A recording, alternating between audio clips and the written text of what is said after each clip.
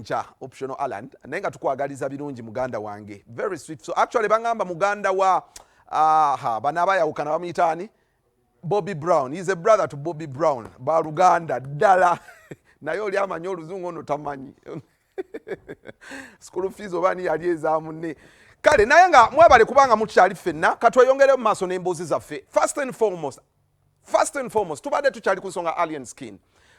Ebiri okuvaayo ne reactions z'abantu abanjawulo ze bajja boogera. Now before we can have Norbert kubanga babadde ne fight yesterday,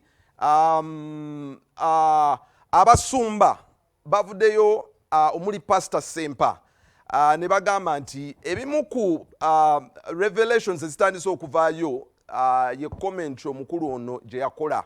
Waliwo statement gy'okolanga esaaga naye neetondawo ekintu sitaani ate we bamuzuula. Bayibuli egamba the devil revealed is the devil defeated. Kasite sitaani alabikibwa aba awanguddwa kyova olaba akola mu bintu mu nkukutu.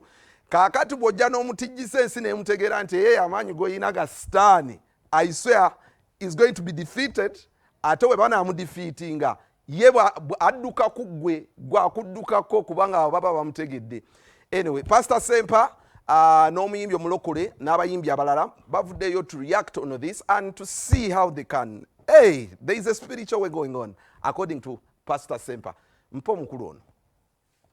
Nebaza sitaani ye yansumulula okay nsumulula nze kizibu alien skin tumumanye agamba mbwaddugaza emmeeza era oluusi abeera ku sada oba abeera ku mayirungi oba abeera ku kiki kyo tumanyi nti nno ayina talanta ayimba bavubuka bamwagala ayina talanta era mukwano gwange mukubira n'enjogera naye oluusi ayitawo era ne bino bye twawulidde wano simanya nebaza sitaani n'akyusa oluyimba lwa Yesu ate n'alufuula simanya nebaza sitaani.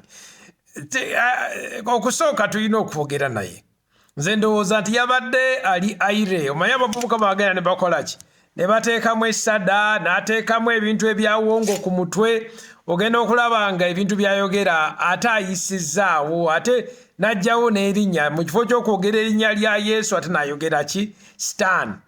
So tulina omuyamba tumugyeyo eyo gyagende wa sitaani eyo gyakkirira eyo kubanga abantu bw'abeera Mukama kuwadde ekitone osobola okukola ekintu ate n'otakola ki n'otatereera. So alina okutereera tumusabira alien skin Mukama yagaba obulamu si sitaani. Nze Sendono Alex omuyimbi wa gospel ebintu byonna bino oyinza okubikola naye okumookinga Katonda ekintu ekyo kiba si kirungi.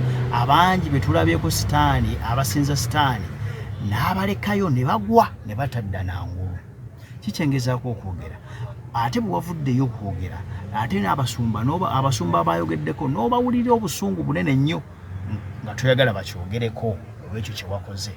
Naye nze nandibadde nkuwa amagezi nti wandibadde okkakkana kubanga kyewakola kiyinza okutwala mu bunya kuba sitaani yajja kubba kutta na kuzikiriza.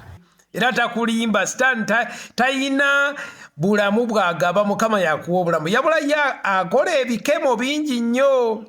Kati nkusaba naawe oli mukwano gwange ne ba musician beera ku layini toddugala mutima. Lwaga nti ddugaza emmeeza Yesu osobola okuddugaza emmeeza ng'ojjugaza ki omwenge oba ennyama naye toddugaza mutima na sitaani.